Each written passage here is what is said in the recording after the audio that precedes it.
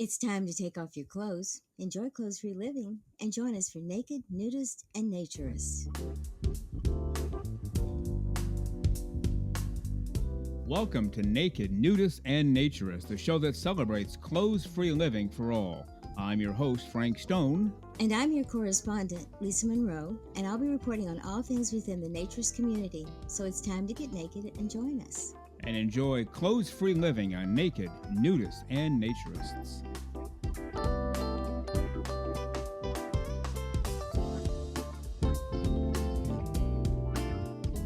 Well, greetings and welcome into Naked, Nudists, and Naturists, episode 75 today. We thank you for being with us. We've been waiting all week for you to show up, and now you are here, good and ready to go to enjoy this next hour together with us. Clothes-free living for all of the right reasons. As you know, the pool is ready to go, the hot tub is fired up, the grill is going full bore with your favorite foods. We have fruits and vegetables off to the right, cold drinks off to the left, hot drinks and desserts inside, and yes, per request from listeners, we have a cigar bar in the back left corner of the pool. Help yourselves. Enjoy the day, enjoy the hour. We have extra towels, we have extra suntan lotion, and then, of course, the breeze on your skin, the sunshine on your skin. That's all free. That's just all part of living the life, close-free living for all of the right reasons. Well, on today's show, we'll have part two of my interview with Marc from France, who writes under the pen name Stan Muir, M-U-I-R. He's an author and a blogger and runs the website nudeandhappy.com. So part two of my interview with Marc from France today. Lisa Monroe will be here shortly. She and I will talk about our new Patreon page. As we have mentioned more than a few times, we've been turning down paid work, which is how we make our living, to do this show for free. That's just not sustainable. It's also silly. And as our attorney and CPA remind us every single week, it's just not normal. So we started a Patreon page, and we do ask you help support us. We come at you every single week with a brand new show, brand new 1 hour show every week, not 12 minutes or 23 minutes, but 60 minutes every single week. We've been doing it since July 1st of 2023. And today, of course, is November 30th. We've not missed a beat. We've not missed a date. We've been with you every single Saturday since then, 75 in a row. And so we ask, to the degree that you can, to help support our show. Keep us going here. We enjoy what we do. We enjoy getting together with you every single week. We will also have part one of my interview with the gentleman who runs the podcast Naked Men Talking, Gareth Johnson. And now let's get to part two of my interview with Marc, nudeandhappy.com. And just about every human being, and maybe every single human being who's ever lived, believes they have flaws with their body. You know, you'll see somebody, some Hollywood star or model, like, whoa, she is perfect. Well, if you got her alone and say, wow, you're perfect, she would say, no, I'm not, because I have this, that, and the other thing going on. I'm always self-conscious about it. So nobody is happy with their body. Even the people you think would be, splendidly happy, well, they're not, because they have flaws, at least perceived flaws. Yeah. And when you get in the naturism community with, social naturism, who cares? Okay, we're all together. We all have flaws. Again, what's for lunch? And let's have some more coffee. It really is that simple, isn't it? Yeah, I'm not sure it's simple, for at least for many people. Well, I just mean the concept, the understanding of it. Yeah. No, I understand. Yeah, no, I got you. And it's completely simple, but I think it goes beyond simplicity. It's just the fact that you talk differently to people. Definitely. So it's just the fact that, basically we got nothing to hide. Yeah. And so it's just, let's, I may disagree with your, ideas or whatsoever. But I think that the fact that we are vulnerable from a physical and even a psychological way makes us more respectful. I think that you said multiple times in the show that people don't get angry when they're naked. I've never seen people angry. And even if I have a discussion, sometimes I can feel, not really well in agreement with the person I'm talking to, but I'm not going to be angry against him or her. It's just, okay, well, fine. Right. Don't have the same point of view. That's it. Then you can have an honest and open discussion. You still might end up not agreeing with each other, but that's okay. That's part of what makes the world go round, right? Exactly. exactly. especially in this climate, societal climate. If I believe A and the other person believes B, and I say that I believe A, rather than, well, why do you believe A? I hadn't heard that before. I'm usually met with, well, you're an idiot, you're a loser, you're a psycho, just get out of my face. Nobody wants to talk about or have an honest and open discussion anymore. Never Yeah. been approached that way within the naturism community. It's like, oh, you believe A? No. Well, why is that? Because I believe B. So tell me more about A, and then I will. And Yeah. then you tell me more about B. That's how you learn. That's how you grow, isn't it? Yeah. Exactly. Yeah. Exactly. Well, your categories, we talked about curious. So you have newbie, as obviously for people trying it out.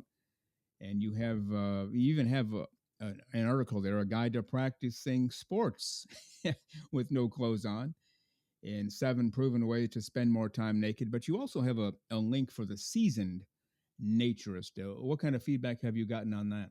Well, it's much more on on some of the articles. So I think that the season piece is really for those people who are just completely comfortable, just want to expand their knowledge or find some new ideas as well. So yeah, it's just and again, it's a very it's a way for me to categorize when I'm writing something, or one of my host guests as well are writing something. And then you have one called Adventurous. That sounds rather intriguing. Tell us about that. Well, it's pushing the borders. I think it's put out the boundaries. Where you want to go a little bit. I would say not risky, but yeah, somehow risky. It's just saying things that are on the edge Hmm. of sometimes legal, but just being in a cautious way as well. So, for example, like nude driving. There are a lot of people doing that. I'm doing it as well, and yeah. So, but there's some things that yeah you need to think about in case something happens. So Yeah, that's yeah. So that's the a little bit more risky things. yeah. And I always say, an element of risk, but don't put yourself in danger, right? Yeah, Yeah, exactly, you want to be careful exactly. about that. We are talking to Mark. He is the owner, developer, founder of the website nudeandhappy.com. And Mark, we're going to dive into your books. But before we leave your website, anything else you want to put out there about your website? I notice there's the top left corner, you can sign in or join. So if they join you and your website, nudeandhappy.com, what are the benefits of that? Well, it's just receiving basically updates.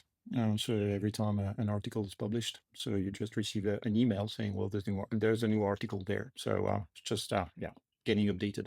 Okay, so they don't have to check every hour. Did Mark write something new? Did Mark write something new? It's just Exactly. ding. Oh, Mark wrote something new. Okay. Well, you've written a whole bunch of books on naturism, nudism, clothes free living for all the right reasons, whatever we call it. It's all the same thing.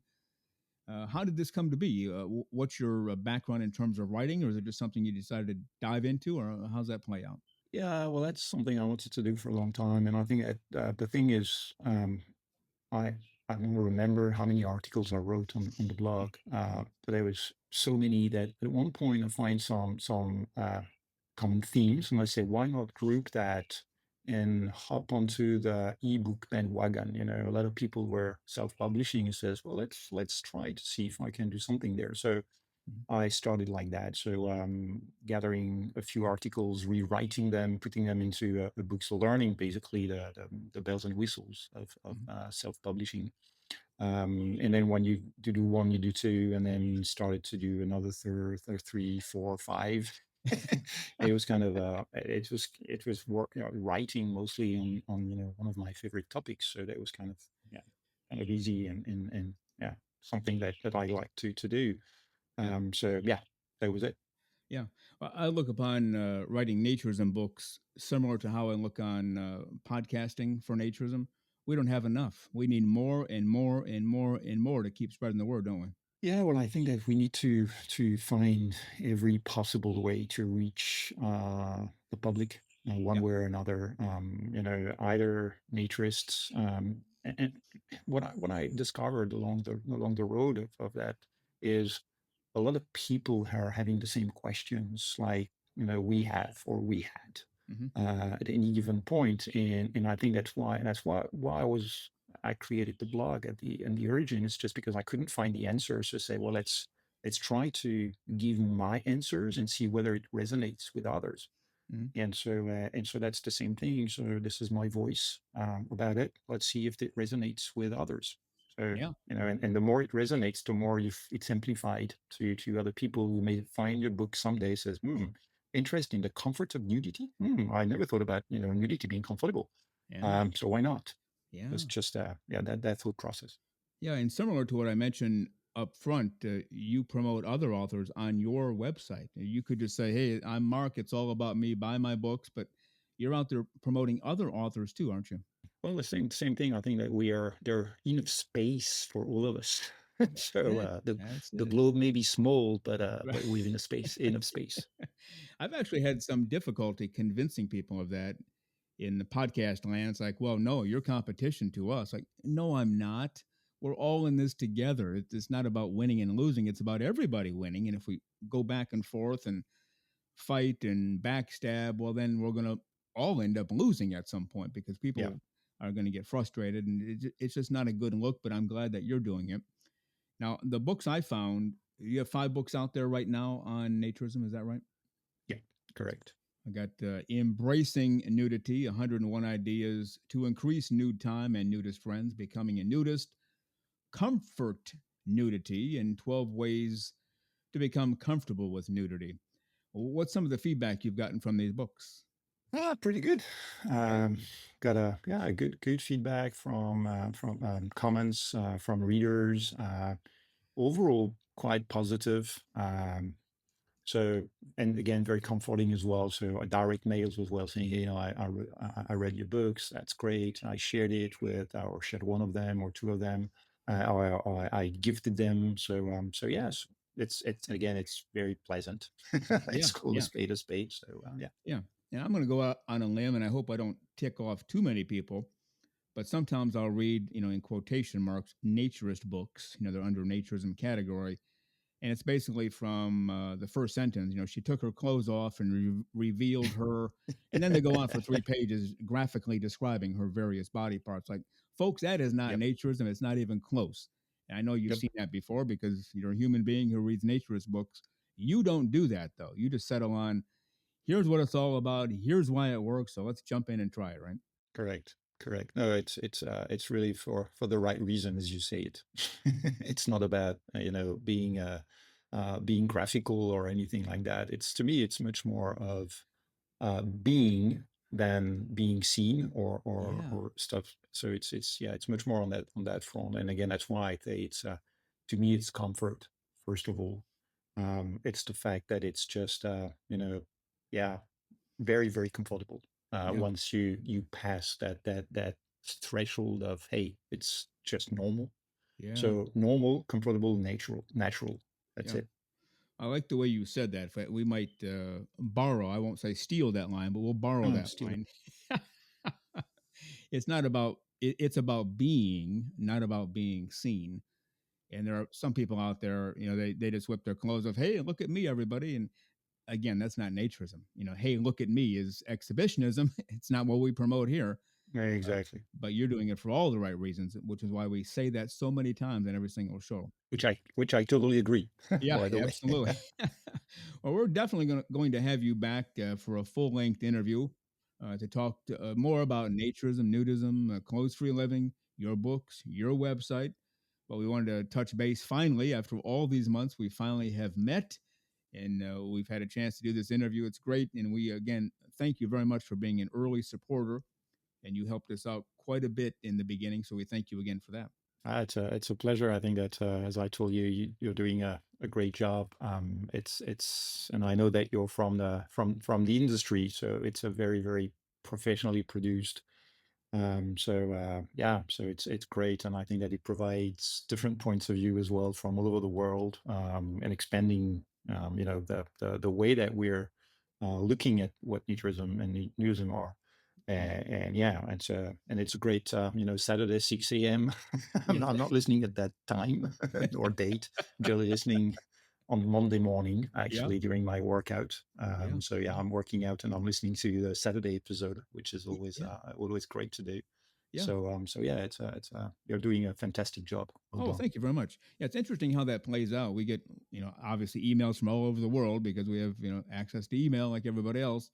And some people fire it up right away, 6 a.m. Eastern time on Saturday morning. We could see the numbers coming in. It's like, whoa, are you kidding me? This is how many people get up. And it might not even be early. Like that would be noon for you on Saturday. But Eastern time zone, Eastern part of the United States at 6 a.m. West Coast United States it's 3 a.m. Yeah. We actually get some listeners at 3 a.m. Wow. Pacific time out there. So some people fire it up right away. Other people have a special day like you do Monday morning while you're working out. Other people, I'm thinking of one guy. I generally talk in more generalizations, but one guy said he has to wait until Thursday because that's the first time he's alone all week when he drives to work. He carpools it the other days. So all week long, he's thinking, darn it, I want to listen to that show. I want to listen. Good, Thursday's here. Now I can put it on. So it's whatever works for each individual. It's the kind of the benefit of podcasting, right? Yeah. Yeah. All right. This has been Mark. He runs the website we want you to check out right away, nudeandhappy.com. Writes naturism books under the pen name Stan Muir, M-U-I-R. They're all for sale out there. And obviously, you can get them from Amazon. Can you get them from your website? And how else can people get your books today, Mark? No, it's just on Amazon, exclusively there. Okay. All right. Very good. Great to talk to you. We'll have you back on again. Mark from nudeandhappy.com. Mark, go out there and have a great close-free day. We'll talk again soon. Thank you very much. Likewise. All right. Thank you.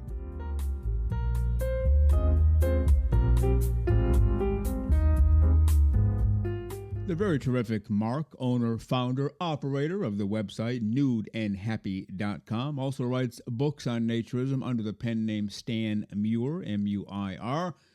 Check him out right away. His books are available on Amazon. And what a terrific all-around guy. He and I bonded right away. We've exchanged a few emails back and forth over the last year and a half. Finally nice to get together with Mark and meet him. And we'll definitely have him on the show for a much longer interview at some point in 2025. And again, we thank Mark from nudeandhappy.com. We are the official podcast for the American Association for Nude Recreation. Are you a member? If so, great. If not, head to aanr.com and become a member right now within moments. How about that for a deal? Well, you are listening to Naked Nudists and Naturists, episode 75 today. Don't know about you, but I hear music in the background. Do you hear some? Let's listen together. Yes, I hear music. That can only mean one thing. It's time for the great, the terrific, the one-of-a-kind, our naturism correspondent, Lisa Monroe.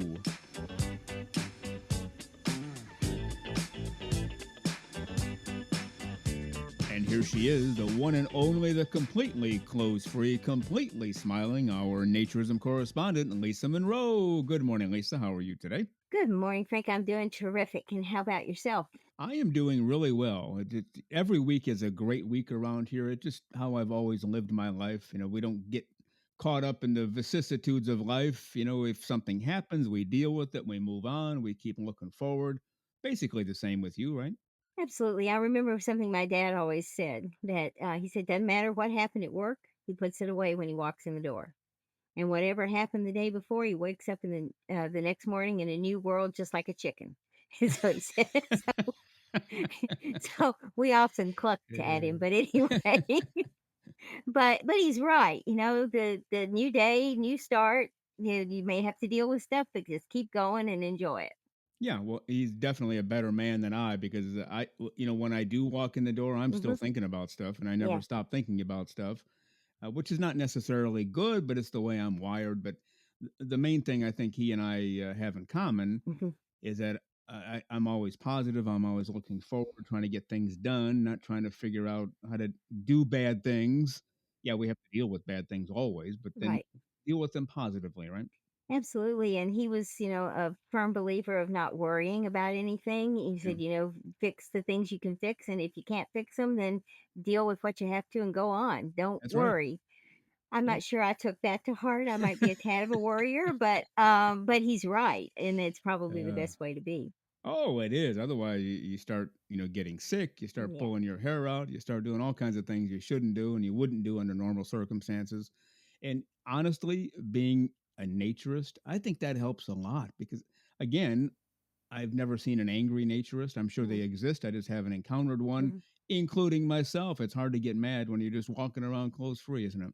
It certainly is, and I think another thing too is that as a naturist, if we have a business issue that we have to take care of, the second you put that uniform on to go to work or to a Yeah. meeting or to wherever you're going where there's an issue, then that suddenly comes all running back because now you're formal, now you're ready to take on the world. And you know what? If we just didn't have to do Uh, that, and just sat around and chatted, probably we'd have less issues. So who knows? I just pretend I am when I'm in that yeah. situation.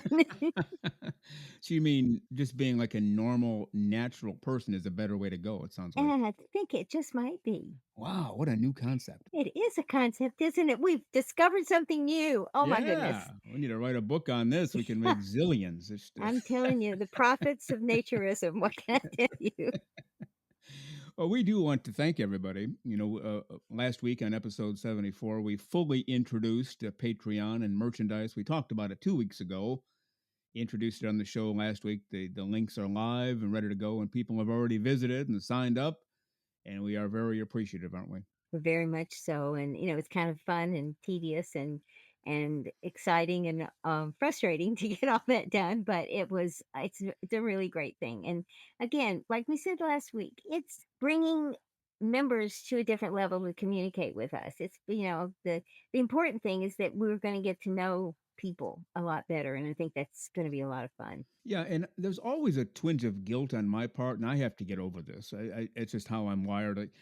Okay, we've been doing this for free forever. Now we're We're asking people to send, to pay for it. But at the same time, if you don't want to, you still get it for free. So I guess I shouldn't feel guilty at all. But yeah, that's how life is. You have expenses, they have to be covered. And I've explained we've turned down and continue to turn down every week paid work to continue to do this show. Now that could be analyzed by a team of psychiatrists forever, and they'll probably just throw their hands up, say, "I don't know. I don't know what's wrong with these guys. We're yeah, out of yeah, they're nuts. They turned down what? For what? here." Yeah. But it's what we've done, and we've asked people to help out, and they've stepped forward. And somebody wrote in and told me about a show. He didn't mention the show, so I don't even know if it's a naturism show or sports cars or cooking. I have no idea. But he said they went on and asked for people to join Patreon. They started a Patreon page, and they said, we have a producer, and the producer wants to get paid. So the more money you send in, the more shows will turn out. And in reality, they're actually turning out fewer shows than they used to. And people are all up in arms about that. And the guy asked me, Mhm. is this going to happen with you guys? If I give, you're going to. And the answer is absolutely not. We're here every week for you. This is our 75th straight Saturday of producing a show and getting it out there. So we've obviously proven our worth around here. Now there will come a time where we're going to miss a Saturday. One of us will get sick. Who knows? How life goes.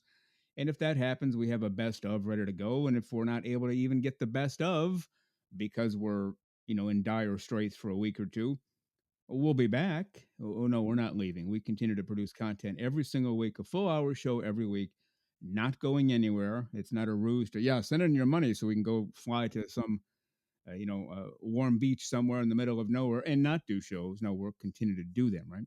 Oh, goodness, I should cancel those tickets then. No, I'm teasing. Of course not. I suffer from the Yeah. same malady you do. I think part of it is that we've always been givers, so it's kinda hard to say, "Hey, here it is, and, your support would be wonderful." So, the fact is that we do this because we love it, and we do it for free.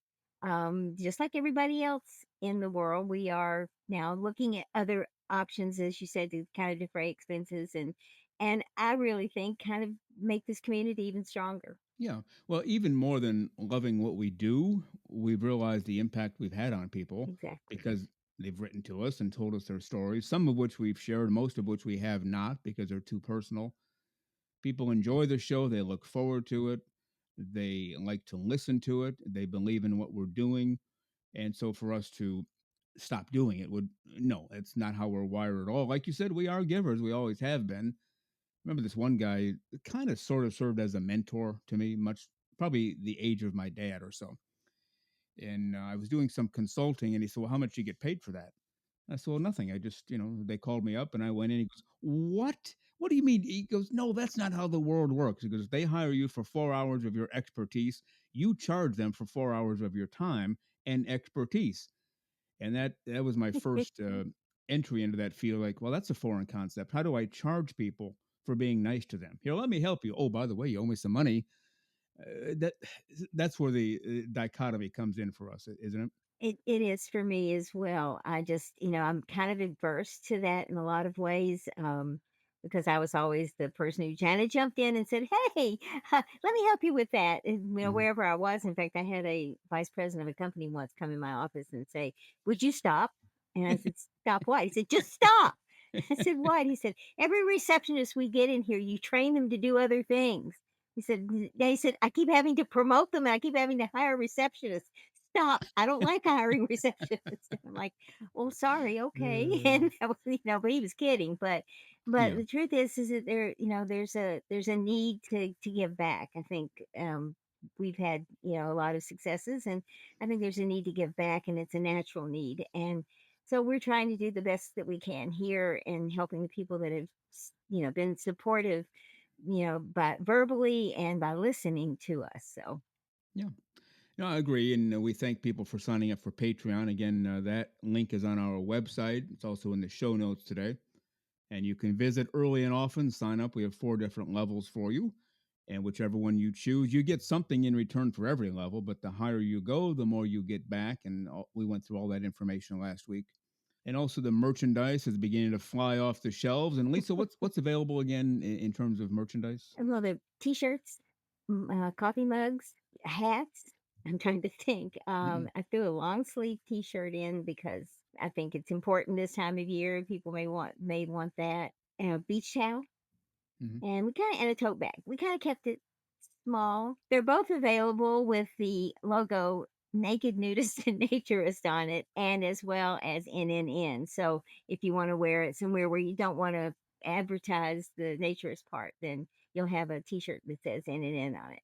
Yeah. And to answer any questions that might be in the minds of our listeners, you and I each have a Naked Nudist and Naturist coffee mug, and it just tastes better for some reason today, doesn't It certainly does. It's good. I mean, gee whiz, and I got the big one too because it? Yeah. we need lots of coffee Oh, in this world. it's either the large mug or IV, and we found it was cheaper to buy the mug, so that's what we're doing. And life is great. Exactly. And we'll be adding things. We may be a little skimpy right now, but we'll be adding some things down the road. But I'm just trying to get the main pieces up now for people to enjoy. All right, sounds good. And again, we appreciate all the listeners who have joined in, become a patron of the show through Patreon. And if you haven't done so, you can do that. The link is on our website, as I mentioned, and in the show notes. And check out the merchandise and outfit yourself and all kinds of naked nudists and naturists paraphernalia. And Lisa Monroe, with that, we have to head for the hills, go out there and have a great clothes free week. And we'll see you next time.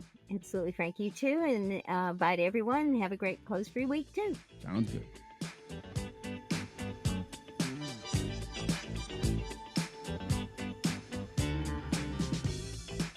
The very terrific Lisa Monroe pops in here once a week for this segment and does all of our work on the website, our Patreon page, our merchandise that's flying off the shelves.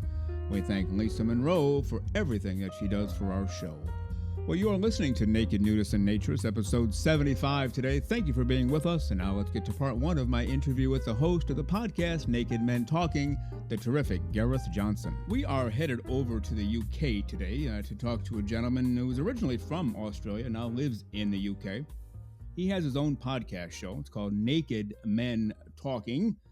And I've let loose a few times on the show, not too often. We have a lot of things for women, which is great. Women have issues, need to be dealt with. They need to talk about it. I don't think we have enough things in life for men. Men are just kind of left on their own to take care of things. Well, this guy took it under his belt and decided, you know what? Let's just start a show, Naked Men Only. All of his guests are men, and they talk about men things and things that men go through. And I'll tell you in a moment how we found him. But he asked us to come on the show. We absolutely said yes. So let's welcome from the UK this morning, Gareth Johnson. Good morning, Gareth. How are you today, sir? I'm really well, thanks, Frank. I'm honored to be here. How are you? Yeah, doing fine. Thank you for being here. I had told you previously, we found you originally when we were researching Jonathan Ward, a young British naturist. You wanted to come on the show, doing some background on him. Tried to find anything he had been on before. We found him on your show. He was one of your first guests early on. I think I saw episode 4, and you're well over 100 now. So that was a long, long time ago. in terms of episodes. But you've only been doing the show, what, about a year or two at the most? Yeah, no, that's exactly right. September 23 was when I think the Yeah. first one went out. And so it's been really exciting to sort of figure out the direction of the show and get people involved and see it evolve over time. Yeah, and some of the topics you hit upon, obviously naked yoga and body image issues that we know women deal with because they tell us all the time, and I'm glad they're dealing with it. But men have those same issues too, just not talked about as much. But before we get into your show, tell us how you found the joys of nature and the clothes-free living for all the right reasons. It's been a bit of a gradual process, I guess, because as you mentioned, I grew up in Australia, and there certainly is a naturist community in Australia. There's naturist opportunities, but it wasn't something that I ever experienced or had any sort of meaningful connection to. And so it really wasn't until I moved to the UK and started, going on vacations to various parts of Europe, traveling around Europe, where you sort of just encounter naturism a bit by osmosis, just because you're going to a beach. The rules around beaches in Europe are pretty relaxed, and so there's generally a clear section where people are getting their clothes off, and so you just sort of start to experience it and realize, well, this is pretty nice. I can get into this. Yeah. So about what age? It sounds like maybe into adulthood. You found Oh, out about it. absolutely. Yeah. I guess I didn't really move. Probably this is probably late 20s, early 30s. Yeah, yeah, yeah. Okay. And as I like to say, once people venture in, clothes for a living for all the right reasons, they don't go back. They don't say, well, that was a nice time having my clothes off. I think I'll put them on forevermore. You discovered it, and now you're clothes free, basically, right? That's such a good point. Have you ever met anyone who tried it and then said no? Everyone I've talked No. to has been, well, I tried it and then it was obviously nice and I kept going. Yeah. But I've never seen the reverse. I haven't either. I know some people who have, but even those people who have told me that they've seen it said those people tried it again, or maybe again and again and again, and eventually they got it. But most people are the clothes come off, and either it's right away, like instantly, maybe 5-10 minutes, maybe even a day or two or a week or two, whatever. But they realize this is the way to go because it literally, and I always sound like I'm being funny when I say this, but I'm not. It literally strips away all of the nonsense, all of the pretenses. I have a very fancy $2,000 suit on, and you don't. So obviously, I'm better than you as a human being. But when you're all naked, you don't have that anymore, do you? Yeah, no, we could talk about this for hours, obviously, but we're on the same page. I think we're violently agreeing with each other. It's a little bit humorous. You probably don't know these names, being in Australia forever and now in the UK. But we had a couple of talk show hosts over here. One was legendary, still talked about today, even though he passed away close to 20 years ago. Johnny Carson. I don't know. Yeah. Did that name come? No, of Okay, course. all right. No, iconic. Yeah. I thought so. The other one was Dick Cavett. He was also a big star on the TV show circuit for a long time. Not as long as Johnny Carson. Have you ever heard of him? Yeah, no, absolutely. I don't know his work as well, Oh. but certainly, Yeah. very aware of him. Yeah. Okay. Well, the humorous twist is Johnny Carson had Dick Cavett on his show as a guest. And Carson would ask a question, but Cavett would answer it by asking him a question. And they kept going back and forth, asking each other questions until they realized, you know what? We're used to asking the questions, not answering them. I think that's going to be the case with us today. True. I've been watching old episodes of Jiminy Glick and new stuff as well, because he's been on one of the talk shows and they're sort of like spoof interviews, and you start to realize, oh no, I sound a lot like that without even meaning to. Yeah, it's very easy to do. I'm the same when I'm a guest on a show. I'll answer the question, then I'll turn it around or say, what do you think? Or have you, kind of like you just did a minute ago. It's kind of funny to me, but also very normal and natural because it's what we do, right? Cool. All right. We're the inquisitors. Yeah. So what prompted the whole idea behind your show, Naked Men Talking? And I've listened to several episodes, and that's basically the title of the show is what it is. It's you and at least one other man per show, and you talk about naked men talking about naked men things. So what was the genesis? How'd you come to come up with the idea to put this show on? Yeah, I was I was on the way back from a trip to Portugal. I was flying back from Portugal to London, and I was doing that sort of. It's just something I do. I'm not sure. I'm sure everyone does it. When you're on a plane, it's sort of one of the few moments you've got to sort of think about different things. And so I was trying to do some brainstorming because I'm a freelance journalist, a freelance writer. You sort of have to sort of come up with your own projects often. Think, okay, what am I going to tackle next? And so I was doing some brainstorming, and unsurprisingly, I'd spent a week naked in Portugal, so that was top of mind. And I had some podcast things that I've been playing around with. And so it was the obvious move for me to say, well, let's try and put these two things together. And what would that look like? And so when I got off the plane at Heathrow on the way back, I sort of had this plan in place as, okay, my next thing I'm going to tackle is a podcast about naked stuff, talking to guys about getting naked. Let's see where that goes. And that's sort of what brought us here. Yeah. Have you noticed, obviously, you're well over 100 episodes, as we mentioned. Have you noticed any general themes that seem to be prevalent from guy to guy, or at least a majority of guys that they deal with in life? That's a really good point, actually. And there definitely are a number of consistent themes. You can sort of map across the interviews that we've done so far.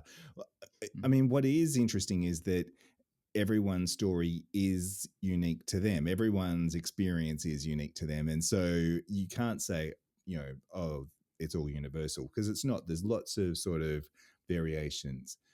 I guess some of the themes that have been coming through, I mean, there's obviously a lot about body image and body anxiety, and how getting, experience of naturist opportunities has been really helpful in, working through that for people. That seems to come through really strongly.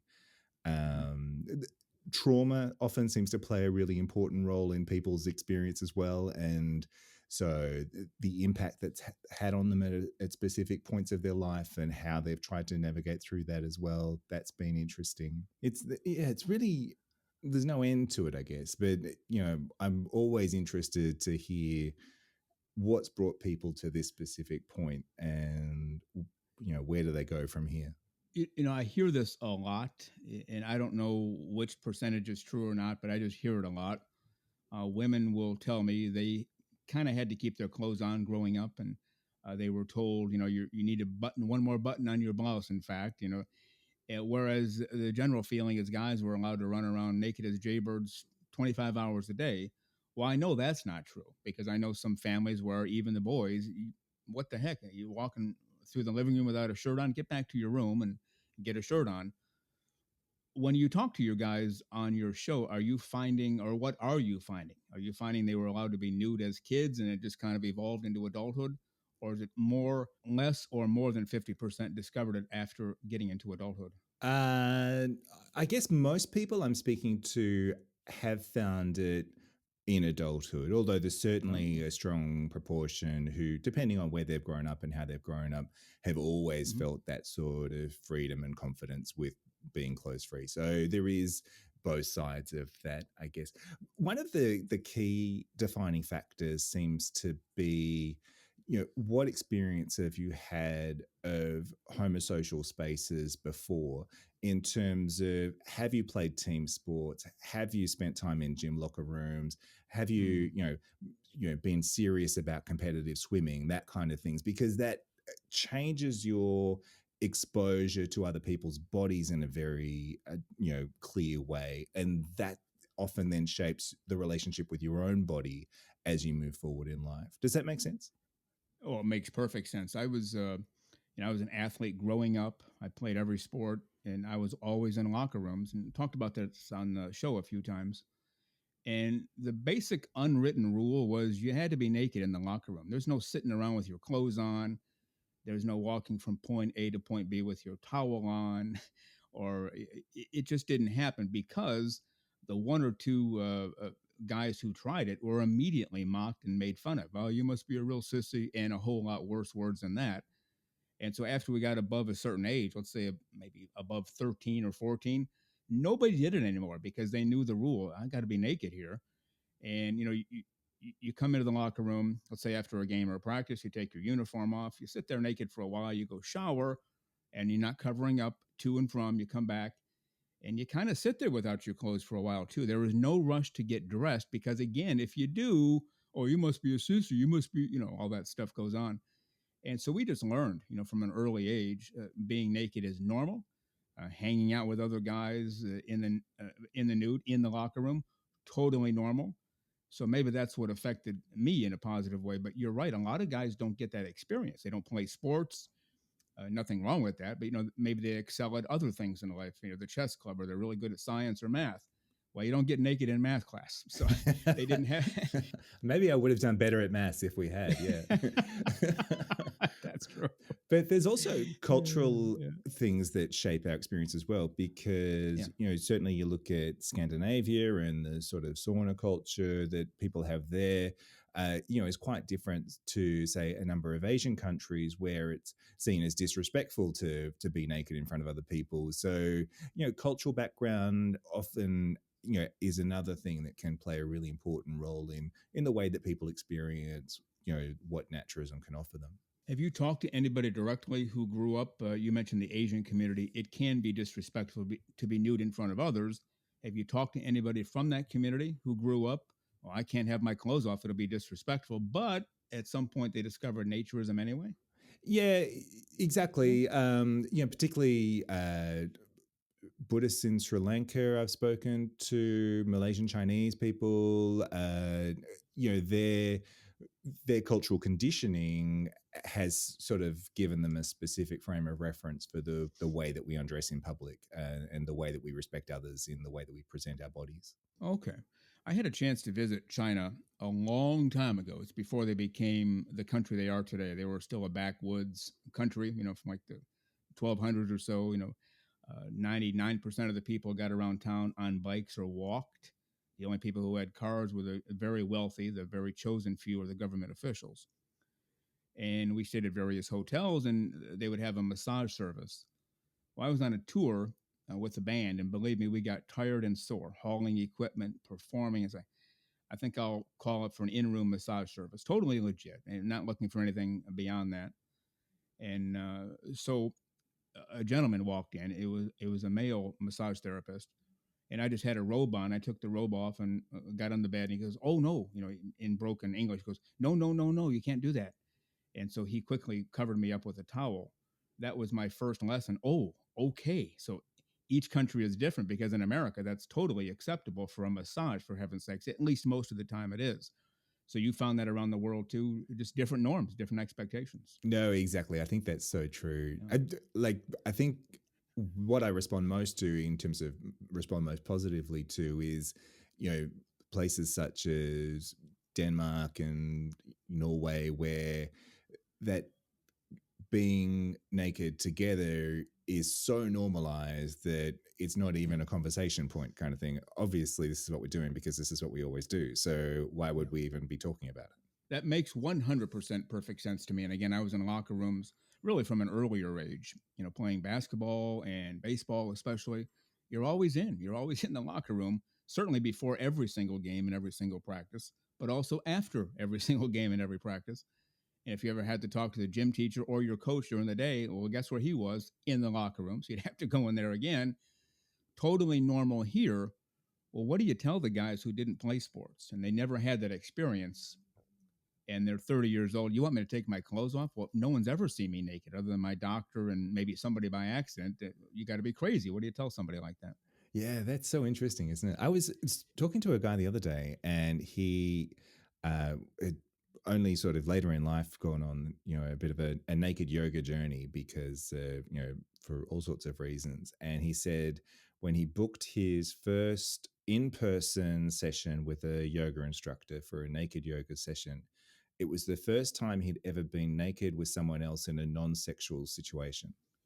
Okay. Which is kind of, you can see then how that becomes such a big deal. Yeah, other than with your doctor, or if you have to stay in the hospital where, clothes come off willy-nilly sometimes because they're in a hurry to get things done. It must be almost a traumatic experience for some guys. Like, what? Somebody has seen me nude. Now what will I do? Yeah. Some of those guys have been on your show and they've told you how they've overcome it.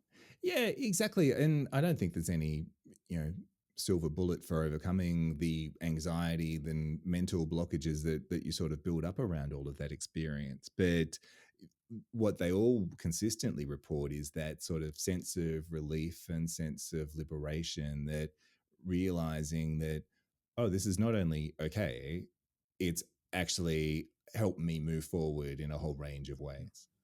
Yeah, it's amazing how that happens. Well, what are some of the more specific body image issues that guys come to you with? I'm guessing weight has to be a huge one. Well, I'm 50 pounds overweight, so I got to keep my shirt on. To which I say, no, take your shirt off because it's clothes for a living for all the right reasons. But do you get comments like that? And if so, any other comments that men are worried about? You know, we don't hear from men a lot. We hear from women a lot. We don't hear from men a lot. What are some of the body image issues that you find men deal with? I mean, as you talked about, weight is a big thing for everyone, I think. Particularly, uh, I think body dysmorphia comes in all shapes and sizes. So it can often be unexpected when you look at someone to imagine that they might have any body dysmorphia issues because they look like they've got a normal body, but you don't know what sort of factors are at play, particularly with popular culture and the way that gym fit bodies are presented, the way that steroids are frequently used in terms of building physique. And so it can leave guys with perfectly average bodies feeling very somehow inadequate in terms of the way that they present to the world. Penis size is obviously a huge issue for guys as well, particularly from the way that popular culture presents and talks about penis size. And so, that's often a breakthrough moment for people who go to a beach, start to see what other guys' bodies actually look like, and realize not only is there a huge range of diversity out there, which is reassuring, but also, and perhaps more importantly, is no one is making a big deal of any of it. So no one's really looking at me, or if they are, they're not judging me in any way. And so I can start to stop worrying. I can start to let that go, because all those fears I had of what people would say when I took my trousers off, that's not happening. And that's a really liberating thing as well. Yeah, it really is, and we get the same messages through media that women get. You know, you basically mentioned it. You know, the bodybuilders, the Hollywood stars, they look like $1,000,000. You know, big chest, big arms, seemingly not an ounce of body fat on them. Of course, they do. They would die if they didn't, but it looks like they have none. And you ask me, you want me to take my clothes off? Well, no, I don't look anywhere as good as those guys do. You know, Arnold Schwarzenegger in his prime, I could never match him. So I'm going to keep my shirt on. And then you're feeling inadequate all of the time. I don't know exactly how to overcome that for people other than, you know what? Just take your shirt off and do it. Is that the best way? Just dive in and do it. You might feel bad for a minute, but eventually you'll realize it's a pretty good idea. Yeah, I think that is true. People talk about the difference between body positivity and body neutrality. Is that something that you've ever sort of explored? Not at all. Well, neutrality would be what? Just Yeah, in the way that body positivity is a sort of loving the skin you're in and celebrating that and being really proud of the way you look, or confident in and positive in the way that you look. Neutrality seems to be more of I'm at a point, a relationship with my body where it's not something I think of in a positive or negative way. I'm at peace with who I am and where I'm at and the way that I navigate through the world, and what my body looks like doesn't define me in that way. Does that make sense? Yeah, it does. Yeah, I'm not sure if I'm really there. I know some people who are, now that you've defined it that way. That's kind of how they think. They don't really think about it. They just accept who they are, and whatever happens is whatever happens.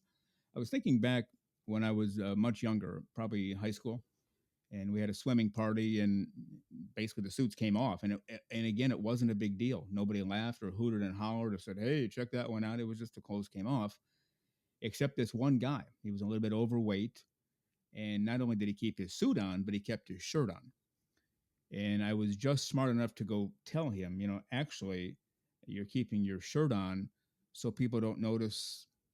In your case, you're overweight, because he had told me about that before. And I said, but actually what's happening is everybody is noticing you because you're the only one with a suit on and with a shirt on. Yeah. But that's hard to get people to overcome too. Like, okay, I look bad, I feel bad, I'm keeping my clothes on, but then they maybe realize or have somebody point out, yeah, that's what draws attention to you. So if you No, want to that's fit in, so take your true. shirt off. Yeah, you're othering yourself subconsciously for everyone to Yeah. sort of pick up on, and making Yeah. yourself more vulnerable when you thought the clothes were protecting you.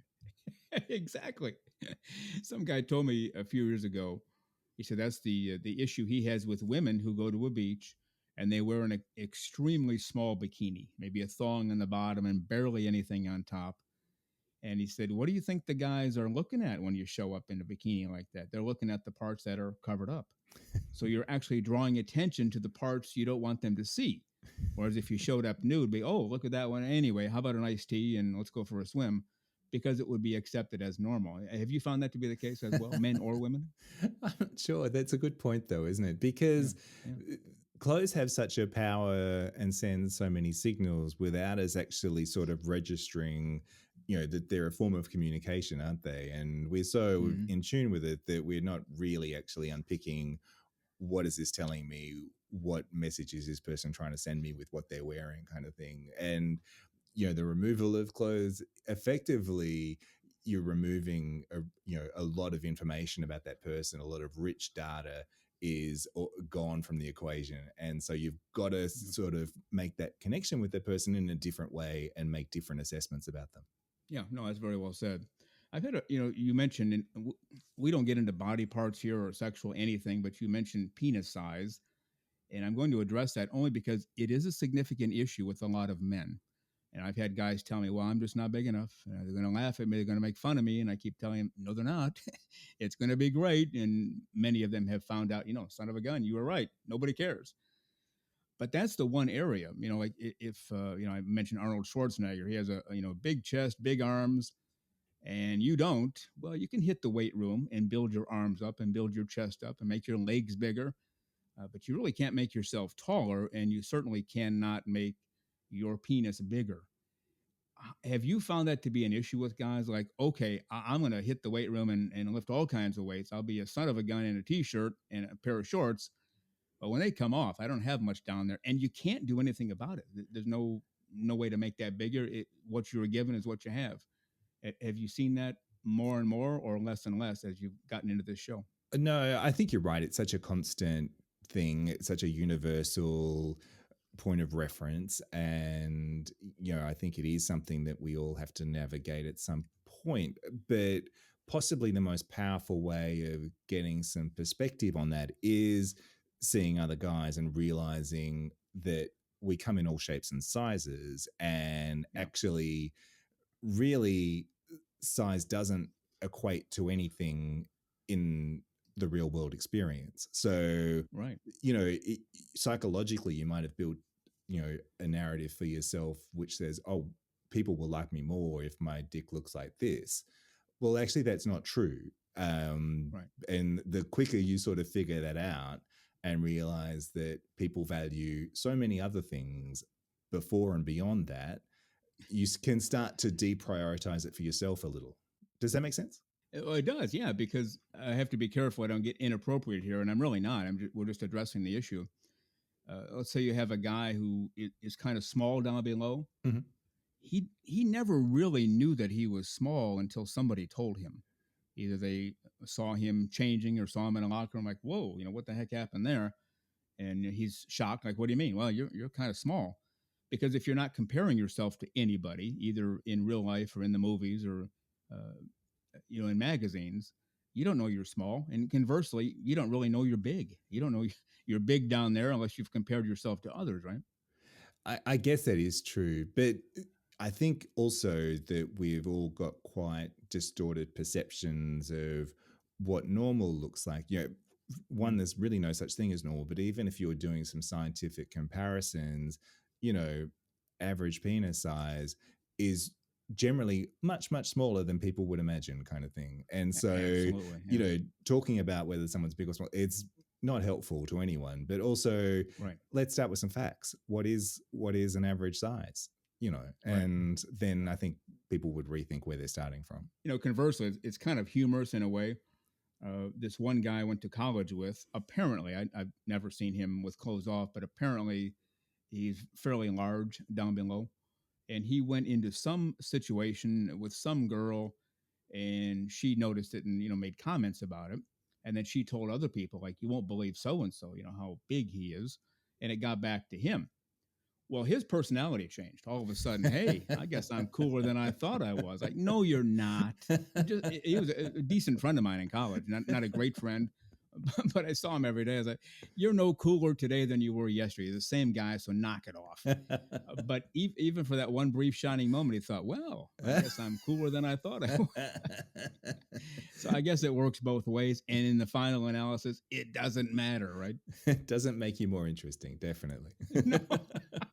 Doesn't make you smarter either. I think we've proven that time and time again.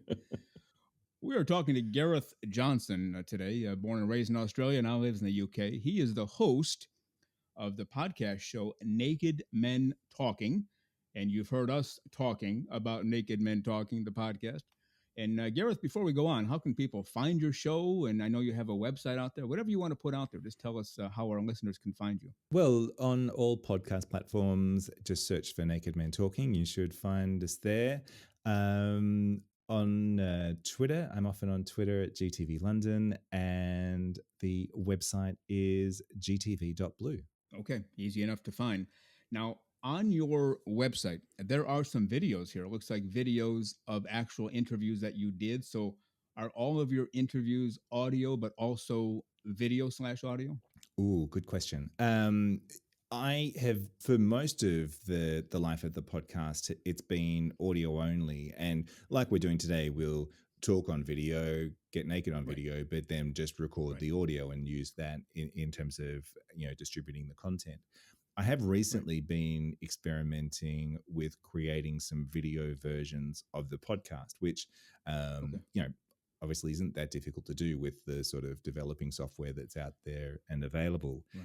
There are a few challenges, though, when you have a video interview of a naked podcast, which I'm sure you've experienced as well. What do you mean? In terms of getting it on YouTube or? Exactly. When you try and distribute video content of two naked men talking, that limits the platforms on which you can publish that. Oh, definitely. Oh, gosh, no kidding. Well, I saw one video of yours. I think it was a recent one. You were seated, so we saw you from maybe above the chest on up, but the other guy was seated on a couch at his place, and we could see his whole body, basically. No, that's exactly right. And so I'm trying to experiment with different camera angles in a way. So, and I can publish videos of naked conversations on my website, but they obviously wouldn't be able to go on things like Instagram or, YouTube or whatever. So it does start to create some complexity. But I think it's worth doing because obviously with video, you get so much more, than just hearing. It's a different experience. You're seeing people's expressions. You're sort of engaging with the content in a different way. So I think there's definitely a place for video. I would just like the world to be a little bit more accepting of seeing the naked body. Yeah. And that's why we're doing the show that we do, is to normalize it because it is normal. The old expression, we were born that way. We're the ones who changed. We didn't have to change, but we were told we had to. So here we are. The very terrific Gareth Johnson, the host of the podcast show Naked Men Talking. He's also a terrific writer, fully gets the radio business, the podcast business. So check him out, Naked Men Talking, the terrific Gareth Johnson. On next week's show, which will be episode 76, part 2 of my interview with Gareth Johnson from Naked Men Talking, as well as a return visit from Andy Rogers, but this time as the president of the Northwest region for the American Association for Nude Recreation. Well, you've been listening to Naked Nudists and Naturists, episode 75 today. We give you a brand new show every Saturday morning at 6 o'clock a.m. Eastern Time. Continue to join us. Check us out on our website, nakednudistandnaturist.com, Spotify, Google, Amazon/Audible, Apple Podcasts, and also on Twitter. You can write us anywhere, anytime, any place. And we thank you for being with us today. Plan to join us for every single one of our shows here and have your clothes off when you're listening. We have our clothes off when we're broadcasting, enjoying the naturist life. We celebrate clothes-free living for all. Remember to enjoy being naked and join us again for Naked Nudist and Naturist. We drop a brand new show every Saturday morning, so come back and join us. Have your clothes off when you do for Naked Nudist and Naturist. Have a great clothes-free day.